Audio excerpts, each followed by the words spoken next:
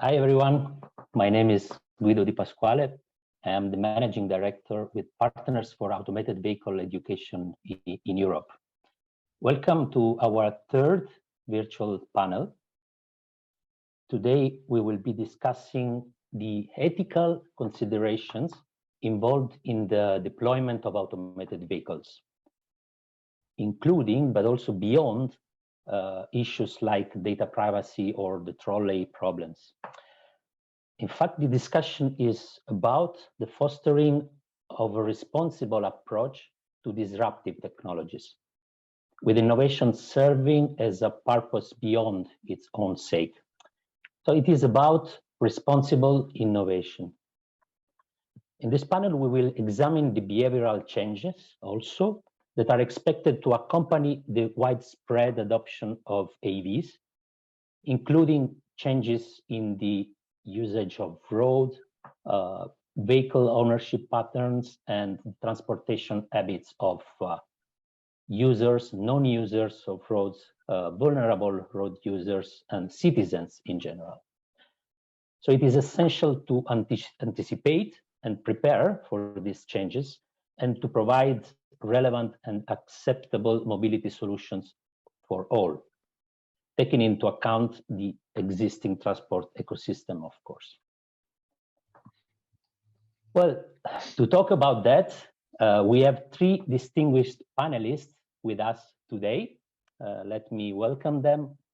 Adrian Eino, traffic psychologist at Interpolis. Hello, Adrian. Hello. Susanna Krag, policy officer at the European Commission. Hello, Susanna. Hi. And Simeon Calvert, assistant professor at Delft University of Technology. Hello, Simeon. Hello there. So thank you so much for joining us, to you and to the audience. And well, let's start with a general overview of your involvement on the AV space. Let me start with Susanna. Could you tell us more about your role and what you do at the European Commission? Sure. Well, first of all, thank you very much for having me on this panel. It's a very interesting subject and one that I think sort of was talked a lot about in the last few years, and it was a little bit more quiet. So it's always good now to ignite this discussion sort of and to put it back on the radar. So indeed, I work as a policy officer in DG Research and Innovation in the unit Future Urban and Mobility Systems. So my unit really deals with climate, energy, and mobility challenges in transport from an urban perspective, but also from a more technological perspective. So we work on batteries, we work on zero emission vehicles, but also on connected and automated mobility, which is really what I'm working on full time. And so really stemming from the research perspective and the research dimension thereof of activities happening at EU level on connected and automated mobility.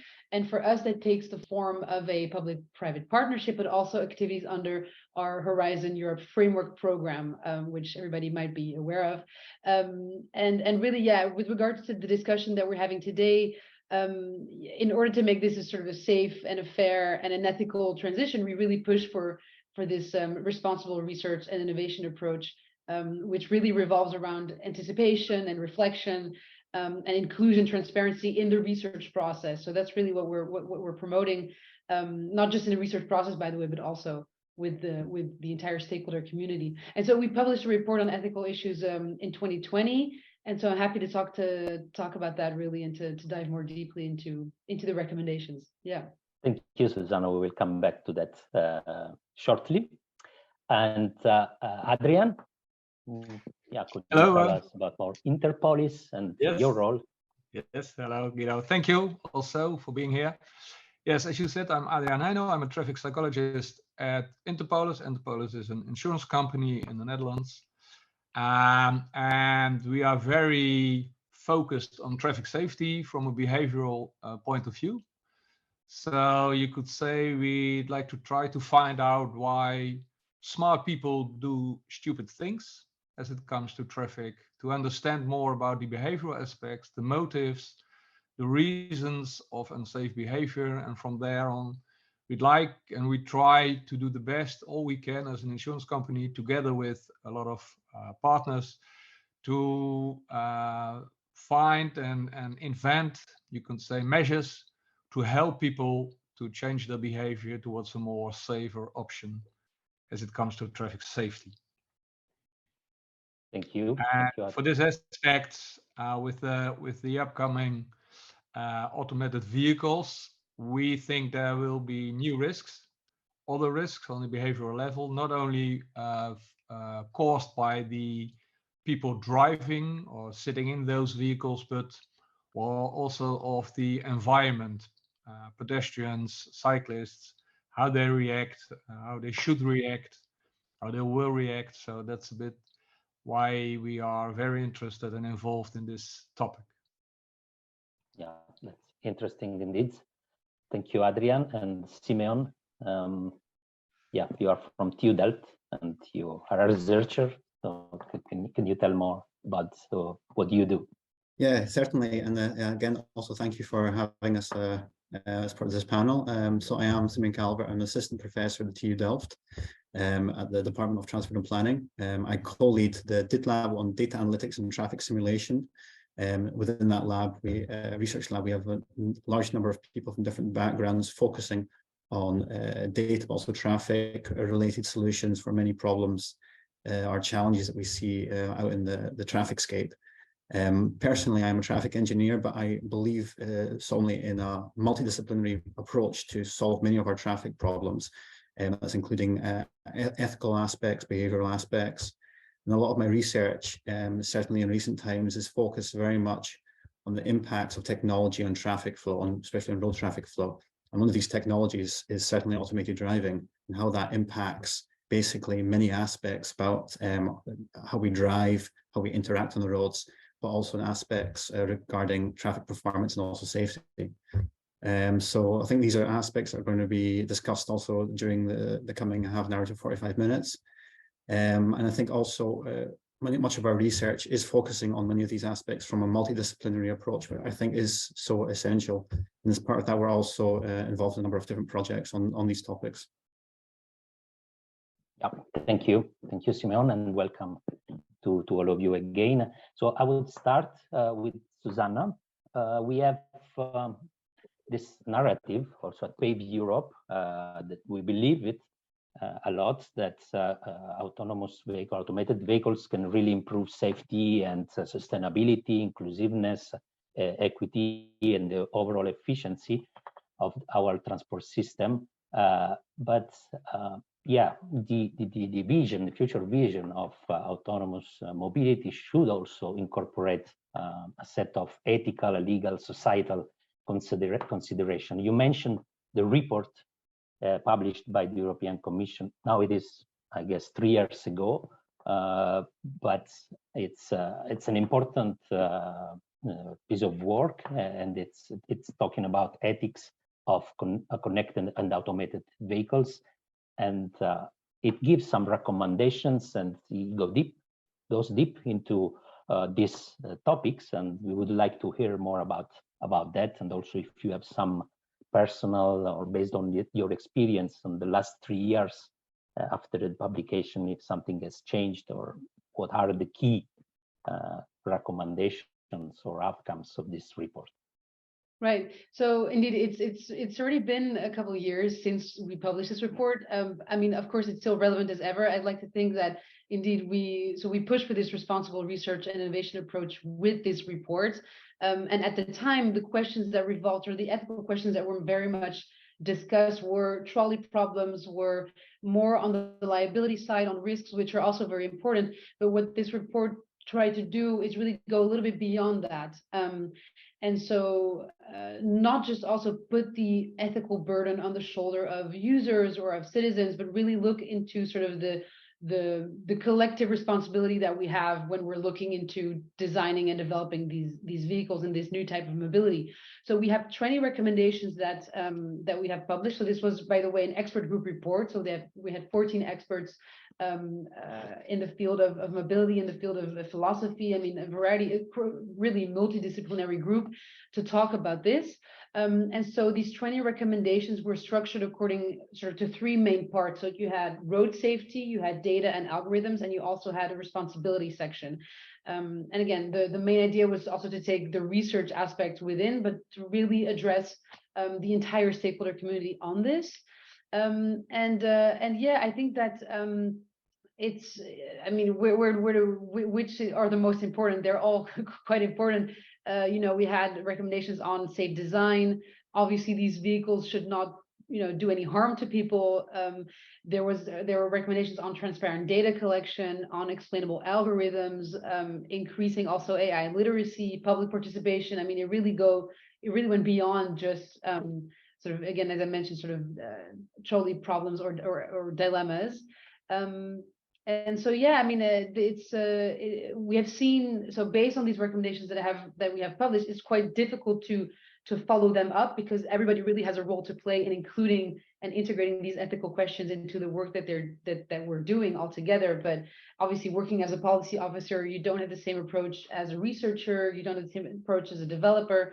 But so this report really provided a sort of a roadmap with different actions to follow for the entire stakeholder community to make this a responsible transition, and also questioning this transition as such. So not take it for granted, but really opening this up as to, yeah, what are the true ethical questions that we should ask ourselves, and how can we all collectively respond to that?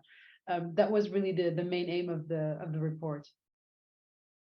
And do you think it is having a follow-up, or it is, let's say, these considerations are being taken into account in the last years, or the deployment and the development of the technologies are considering this? I think so. I mean, for the one thing that I have noticed is that in the last few years, the technological question remains obviously very important when it comes to developing these solutions, but there's also more emphasis now on the societal aspects, on the societal dimension and impacts and effects. And I think this kind of stems from these discussions for sure.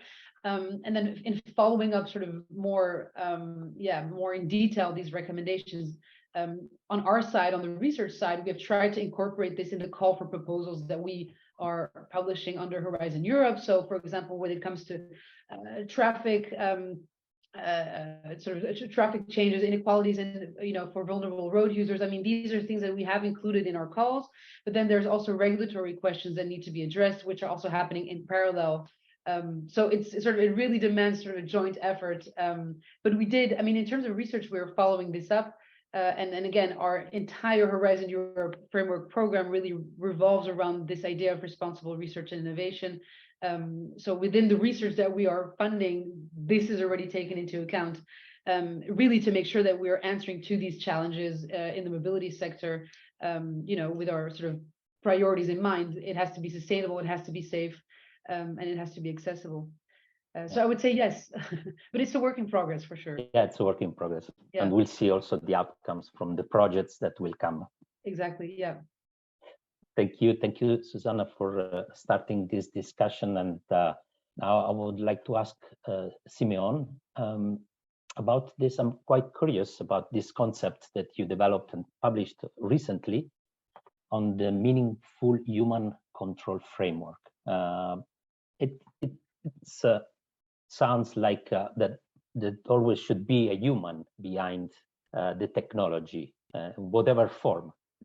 We at PAVE Europe are looking at highly automated vehicles, so what we call level 4 or up. Are also this type of technology included in this framework? And could you tell us about this framework, which is quite interesting? Yes, of course. So just to be clear, this is not a framework that we coined. So the concept is meaningful human control. So this is a concept that was first coined over 10 years ago, and which basically means that if you have a robot, then this a robotic system, then this system still has to be controlled by humans to some degree, even if it's operating completely autonomously. And what this can be is either through design or fallback options, or fail-safe or a transition of control type aspects, that somewhere there still has to be control of this autonomous system. Now you can see that we can easily make that transition to an automated vehicle that I suppose you could say is basically also a robot. And within this, we have developed this concept further and made it more applicable, especially to automated driving, in which basically we see many parallels also with other autonomous systems that exist. So within this, we're considering maybe two main aspects. And these aspects within the framework they call tracing and tracking. But basically that means that the automated system itself needs to follow basically human reasons or intentions that exist. And some of these could be very ethical or moral things. Maybe things like a vehicle should never come into a serious conflict with a human being in which injury can occur. Well, this is a very obvious one. Also very subtle things like if you expect a vehicle to drive a certain route or have a certain driving style, then it could be that this vehicle then should follow these intentions of the occupant. And you can do this for a wide variety of examples, from a really societal ethical point of view to a very operational point of view of how the vehicle drives. On the other side, so that's how the vehicle responds to humans. We also consider within this how humans interact with the system itself. So are the human occupants, are the designers of the system, the human designers, are they aware of the limitations that exist, both in terms of interaction with automated vehicles, but also are they aware of their own role in as being potentially responsible also for the behavior of this vehicle. I think in some cases, and this is maybe also one of these ethical questions, nominal responsibility can be taken by an OEM, by a car manufacturer, saying basically, if there's an accident in this vehicle, we will take responsibility for it.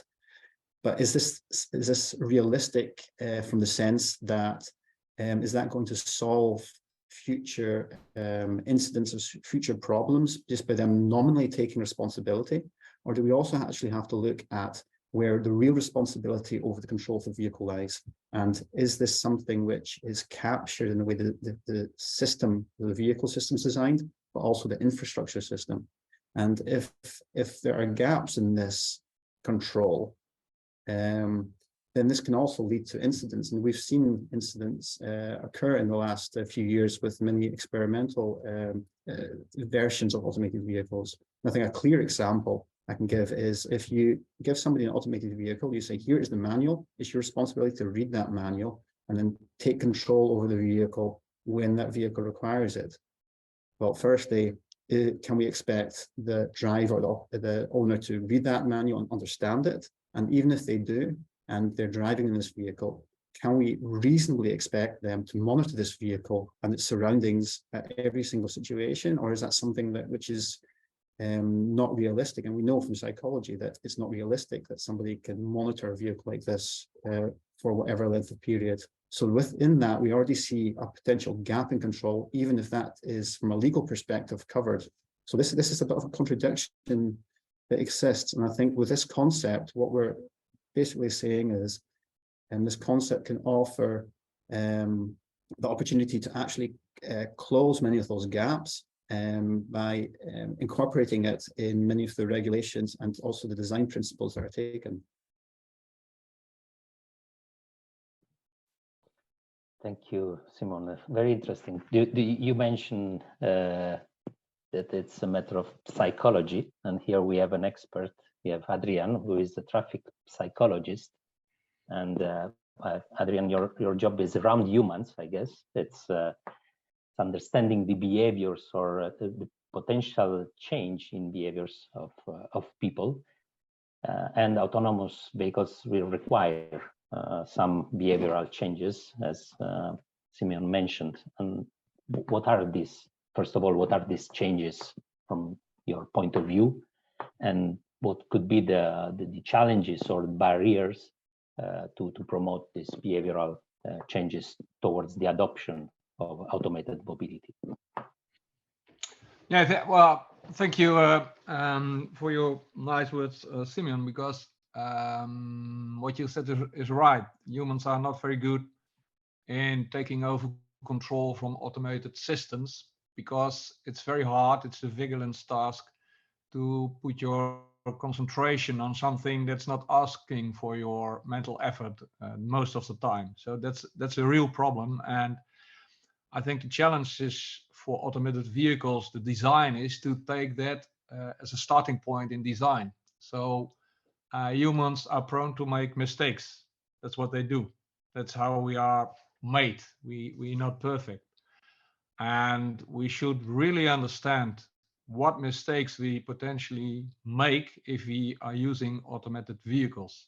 What can happen, not only because of our mind, of our concentration, but also, well, let's put it this way. We once did a small research asking people what they think of automated vehicles, and we asked them two things. We asked them, should they be more safe than conventional cars? And almost everyone says yes, they should be 100% safe.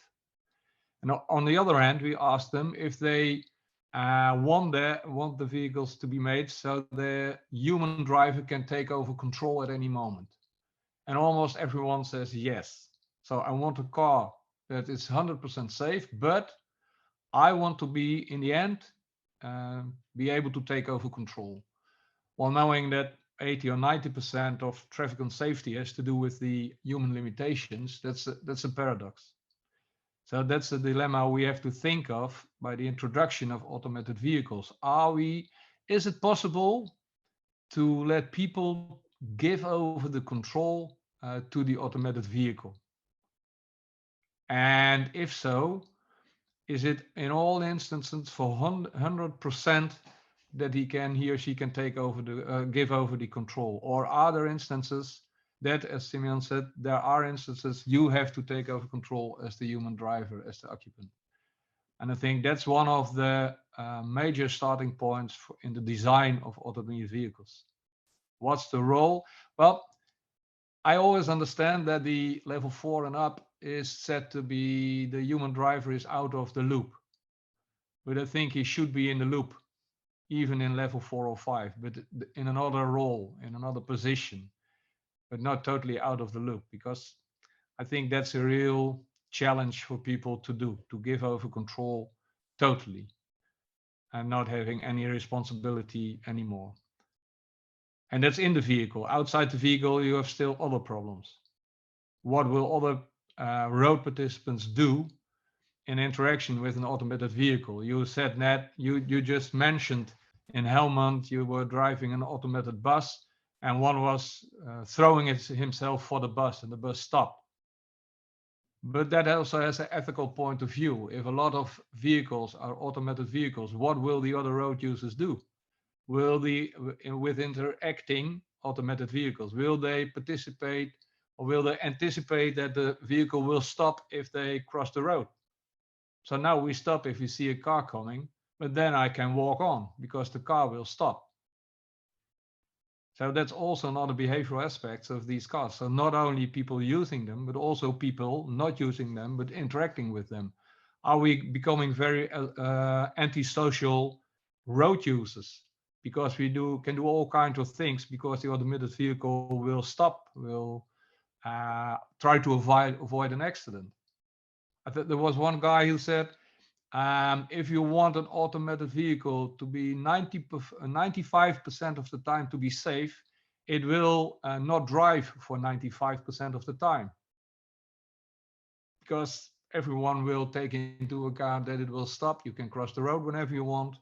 What do we do with the education of our children? Now we learn them to watch out when they are crossing a street. Well, maybe that's not even necessary anymore if you've got a lot of automated vehicles. So all these kinds of questions are what humans tend to do in response to technical improvement. I think that's very important to take into account by developing automated vehicles, because we are a strange kind of animals. We're not very rational. Yeah, it's true. You are right. And Yeah, it's at PAVE Europe, we look at level 4 and the highly automated vehicles, but as you said, there is always someone, some humans behind, even if they are operators or fleet managers or other humans, but humans are still behind. And you, Simon, also mentioned multidisciplinarity and collaboration in this topic. So connected and automated mobility is about collaboration of different stakeholders. At least in Europe, we have this approach of collaborating, but I see it also at global level, many partnerships. So from your point of view, how can the different automobile manufacturers, other service providers, authorities, regulators collaborate to implement what you just said about meaningful human control effectively? And what are the challenges that you see in this type of collaboration if everyone is going towards the same direction or not? Yeah, so indeed, I think, and I think Adrian also mentioned this a little bit. We need to, while focusing on the technical development, also consider both the end user, but also not just the end user in the vehicles, but us surrounding the vehicles. So a lot of these aspects, almost by definition, have to do with human behavior. Humans that correctly use a system, humans that incorrectly use a system, systems that need to respond to how humans act, but also human desire there. And from that point of view, then I think it is essential that you have your behavioral psychologists also working with your technical experts, with your ethical experts, but also policymakers to come up with ways in which we can develop this further. And obviously, if I take the car manufacturers, for example, I think there are many car manufacturers that are doing an excellent job actually in the development of their vehicles, their automated vehicles. But also a lot of the time they're aiming for comfort and safety as two main aspects there. And now there are more aspects that you can focus on, but obviously that part of their business model is to produce a product which is attractive, and comfort and safety is obviously going to make a big impact when it comes to selling a product. But there'll be other aspects as well that maybe also regulatory authorities will need to think about how they can encourage also these other aspects to become part of the system. And there will always be contradictions. So Adrian mentioned that if you want a complete safe vehicle, then you're going to have a vehicle which is probably pretty useless in actually getting you from A to B very efficiently. So there will be contradictions there. And it's about how can this balance be made with these contradictions. So I think in regard to many of the challenges, we also need to consider the interactions between the vehicle and the automated system, and the humans. Now, I think I've previously said a number of times that I see automated vehicles almost like a toddler. So they're a young child still under development, and they're not mature yet. So basically, there are many humans that can influence the way these vehicles drive and if it's safe or not. So obviously the designers of the vehicle, also the users of the vehicle. And I think we need to remember these vehicles initially will have limited capabilities. So we need to understand what these capabilities are. And then we need to also act in a way which allows the vehicles to be used effectively, but not go beyond their capabilities. If that's either defined as part of the ODD or it's defined as part of the fallback option, which maybe there's a human involved in that process. But we need to be clear on these aspects that basically are part of the symbiotic relationship that humans and this robotic system, these automated vehicles, will have. Thank you, Simon. While staying in the collaboration matter, Susanna, you already said that you are involved in a partnership, in a public-private partnership, which is about collaboration, indeed. Well, all these stakeholders are developing from different perspectives and angles, the technology and what is needed to have automated mobility in place. How can these stakeholders consider ethical aspects in this and this development to promote safe and responsible transition towards this technology? So it's more about how they can do it. So we said what before, what they are doing, but how it's not that simple sometimes. Yeah, it's a difficult question. Well, first of all, I would say read the report that we have published for sure. As I mentioned, it's a good roadmap. It's a good start to really have a look at the sort of the variety of the different issues that can arise. But I also just wanted to go quickly back to what Adrian was saying about, I mean, really what is the transition period, right? I feel like we don't talk about that enough. And I think that this is where, there will be a long transition period where you will have these conventional vehicles and automated vehicles altogether. A lot of ethical questions that arise within this mobility transition happens at that time, because you have these clumsy interactions that you kind of need to understand and anticipate. So I totally agree with that is really this transition period we need to talk a little bit more about, which kind of links to this idea of being realistic about what we're really proposing and being realistic about what automation can do. This is also a recommendation within our report, that really the developers, the entire stakeholder community working on this should also offer realistic expectations as to what can be expected by people. But in terms of collaboration, I mean, in terms of how to integrate really all of these different ethical principles and issues and challenges, I mean, this is really a big challenge. We're happy with this public-private partnership that we have set up, which basically the main aim of this partnership is to come together between sort of cross sectors, really everybody working from near or far on connected and automated mobility, to define a coherent R&I strategy together and a long-term agenda. So this is what we're doing. So a lot of these discussions already happen under the umbrella of this partnership with very different stakeholders. So we're very happy about that. And also as DG RTD, we play a role in bringing the stakeholder community together and in ensuring that we're going into the right direction, at least when research is considered as the starting point. But yeah, the challenge is that obviously these different ethical considerations, they're different for everybody. It really depends on what kind of actor you are within this mobility transition. It requires discussion, deliberation for sure. And I think that this is also where the PAVE initiative is very interesting and can help a lot, because you can facilitate these discussions and exactly try to be more realistic about the work that we're doing and about what we're really proposing. So yeah, again, it's a challenge where we're doing this under the umbrella of the partnership, but it requires, to raise awareness, and it requires training, really. What do we mean with ethics? What do we mean with these ethical considerations?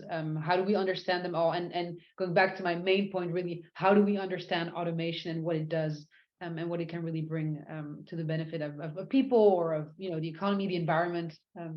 These are the actual real ethical, sort of broader ethical questions that we need to consider as well. Yeah, thank you, Susanne. Indeed, also at PAVE Europe, what we do is about management of expectations of the people. So it's really important, this aspect. And regarding education, which is the mission of PAVE Europe, to educate the people on the potential benefits of automated vehicles. Adrian, I'm interested to know what can be the role of psychology in designing effective educational programs or initiatives. So it's a sort of advice to PAVE Europe. So what psychology can do to have these effective educational programs? Well, I think a lot. I so totally agree with Susanna and also with Simeon, who say you should be realistic. That's I think one of the major points, because now the perception by a lot of people, I think, is it's perfect. We're gonna have something that's perfect and it will be here in 10 or 15 years. We were told it already should have been here if we had believed the industry for about 5-6 years ago. So that's the first thing. And if you look at what psychology can do, I think two levels. I think we should do more research on the motives and various people experience with automatic vehicles. We always assume why people want them or don't want them or what they expect from them. But we really don't know. We've never asked the public. And that's hard to do because there are no automated vehicles available for most people. So it's very difficult to ask people, what do you expect? What do you want? What are you afraid of? What are the goodies for automated vehicles? Because from there on, you can think about measures to enlarge acceptance. Because, yeah, we can tell them it's safe, but they probably won't trust you. Or they will think it's safer than it actually is. So we are still looking in the dark if we think of why people want them or are afraid of automatic vehicles. So there's a lot to be done in the psychology of humans, the decisions they make, the motives they have. And from there on, we can use it for the development and design of automatic vehicles, and also the education programs where we will let people get used to automatic vehicles before they are there. Because I think we have a big drawback in that respect because of the semi-automatic vehicles or the vehicles with ADAS we have now, who were promoted as being automatic vehicles. You know what I understand? Because we have vehicles that have a lot of ADAS systems that are almost fully automatic. They're not, but that was what the public was told. And then we see there are a lot of accidents with those vehicles. So people get a very distorted perception of automated vehicles. Knowing that we had this meeting this afternoon, I asked the guy who I talked to a guy tomorrow, getting some coffee, and I was asking him about automated vehicles, and he said, "Well, I heard they are very unsafe," and that's based on the news and experience that we have with the level 2 and level 3 vehicles. So I think that's a psychological issue. People have got the wrong perception of fully automated vehicles, and we should start by investigating that more in depth than we do now. So we have to do also, apart from the technical research and the point we discussed before, we also have to do more research just about human perception, their motives, their barriers, and that we should use in the educational efforts we have. Yeah, thank you. Indeed, this is what's the mission of PAVE, and ultimately. So now for a last round, I would start with Simeon and talking about aspects like equity, for example, and in what ways do you think the adoption of AVs technology will affect transportation equity and also the distribution of the benefits and the costs? That's a quite interesting topic. Yeah, it's an interesting topic, and I think also here, in a similar way to what was just mentioned in regard to expectations, there have been many things thrown about, I think, in the last 10 years, and I think we need to also do some expectation management. So I think one of the things that have been heralded in regard to automated vehicles is that people that are less mobile can make use of this vehicle, can travel anywhere at any time without a driver's license, and this is going to solve all their problems. Well, I think potentially in the future that could materialize, but I don't think that's going to happen anytime soon, and certainly not to the scale that people expect. We were talking about vehicles that should still have the option to be go back into human control. Well, certainly you've got to have a driver's license for that. So I think the benefits are still going to be slow to materialize on the mobility side of things, on the accessibility side of things, maybe for people that are less mobile. I think also if you take a broader perspective, obviously automated vehicles are generally quite expensive. If you look at most of the most advanced automated vehicles at this moment, then you'll see many of them are owned either by companies or are leased, which basically then is going to be for the people that can afford that. And I think what we might actually see in the future is a change in maybe business or ownership models of these vehicles. And I think this will probably also correspond with what we see also with electrifications or electric vehicles, which are also more expensive in general. And that we might actually see that it's going to go slightly away from individual ownership and maybe slightly more towards car sharing principles, or pay for the use of a vehicle collectively, rather than just this old model that we have of somebody buys a vehicle, which are increasingly becoming more expensive with the technologies, and then uses that. And I think also when it comes to public transportation, you're going to see maybe a shift there as well, that private and public ownership of vehicles and utilization of vehicles will start to get closer together, and it won't be as clear cut if something is maybe public transport, if it's a taxi service, or if it's a private vehicle. But still, even then, if you're talking about equity, you're still paying for the use of this. And I think the bottom line is that these are generally going to be more expensive unless there are subsidies available, just like we have for public transport now. So there's maybe also a role there for government to step in and say, well, do you know what, especially for the shared services, then just like we subsidize maybe public transport, maybe also we need to do this for public automated vehicle services. So there's a discussion to be had there as well. Yeah, indeed, and so we are tackling this in PAVE Europe as well, and it's giving the, let's say, the more public transport dimension that we have in Europe. I think the stakeholders in public transport are considering this seriously, this evolution of the services that can be provided. And going back to the educational aspect, Adrian, how can we communicate to the people effectively the benefits and the potential risks of this technology to different stakeholders group to promote this behavioral change, this positive behavioral change? So communication is also a key element. Sure.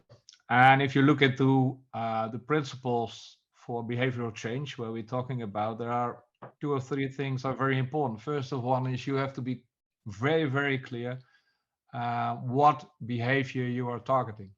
So don't say it's safe or it's comfortable, but what can I expect? What specific behavior I should have, or what can I expect from an automatic vehicle? Be as specific as you can. Simeon called about comfort, about safety. Be clear what you are asking from people, what kind of behavior you want them to show. And then you should know what I said before, what the motives and barriers are for people to conduct that behavior or not. And from there on, you can try to build on education. So for example, you want people to always be in control in rural areas, for example. Then you should focus what makes that people are doing that or are doing that not. So what makes them to take over control or don't take over control? You have to find out, because only then you can have effective education towards the behavior you want. And what we normally do is we think why people do what they do, and then we tell them that they don't have to do that, but to do something else. And people don't understand that. Most of the time they don't understand what you're talking about, because your assumption, if it's not right about why they do what they do, well, they listen to you, but they don't understand. So again, the role of psychology could be try to find out what are the inner motives of people for their behavior now, and what kind of behavior do you want them to have in the future. And it has to be so as specific as possible. Yeah, thank you, Adrian. And Susanna, to conclude, let's say, going back to the the report that you mentioned at the beginning and the ethical consideration. Are there some key takeaways that you would like to mention from the report and also from the discussion of today? Again, I mean, it's very important. It's difficult to choose just one. To be honest, the 20 that have been, we have had long talks about all of those 20 recommendations that we have published. But maybe with regards to the discussion today, I think safety would still remain maybe a #1 priority. Safe design, safe systems, and also using that to redress some inequalities. For example, I mean, I would say that the data and AI questions are a little bit more challenging, also because we're very much in the middle of these discussions still, not just in terms of mobility, but also beyond that. So these are a little bit more tough to tackle or to address. But yeah, I mean, very basically also, and this goes back to what was said by the other panelists as well, the most important thing to remember is to not just do innovation for the sake of it, you know, and never forget really why we're looking into these mobility concepts and also for whom. Those remain the most important questions. And yeah, again, being realistic about all these different solutions and about automation, and really collectively sort of try to answer and address these questions, because these are societal questions, and they, you know, they're linked to what kind of future we're seeing for us as a society, but also in terms of mobility. So yeah, I would say that. But basically, no choosing between the 20 recommendations. They all need to be taken on board. Okay, so we suggest the audience to go and read the report, yes, and to have a full picture. And yeah, our time is up, unfortunately. I hope that you enjoyed the discussion as much as I did. Thank you very much, Susanna, Adrian, and Simeon, for joining this very interesting conversation today. And the video and the recording will be available in our channels, YouTube and Pavecast. Well, again, thank you all for joining us today, and looking forward to seeing you next time. Thank you. Thank you. Bye-bye. Thank you very much.